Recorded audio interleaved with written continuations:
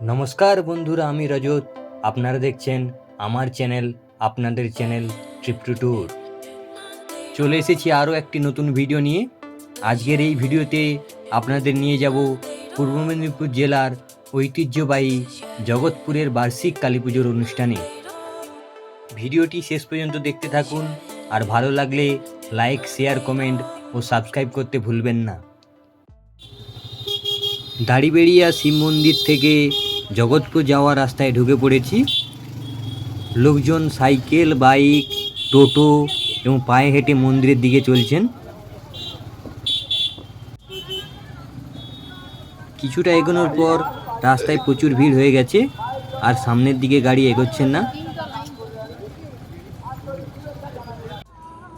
ভিড়ের জন্য বাধ্য হয়ে একটি স্কুল মাঠে গাড়ি রেখে দিয়ে হেঁটে মন্দিরের দিকে চললাম।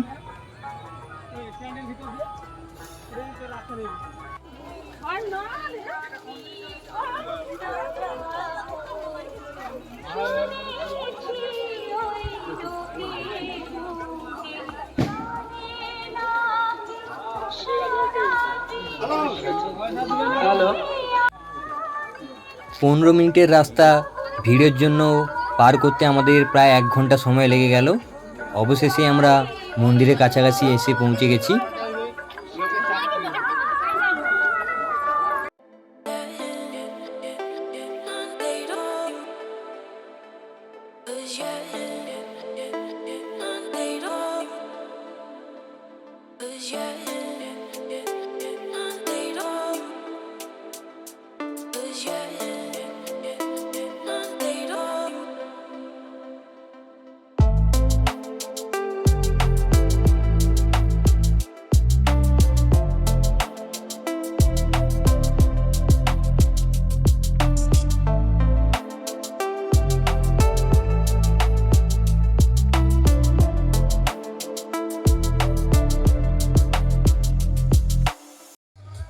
চলে এসেছি জগৎপুর কালী মন্দিরের সামনে।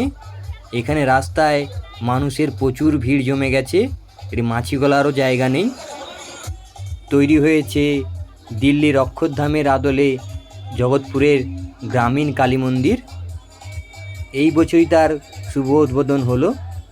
মন্দিরটি দেখতে অসাধারণ হয়েছে এবং রাতের আলোকসজ্জায় আরও অসাধারণ লাগছে।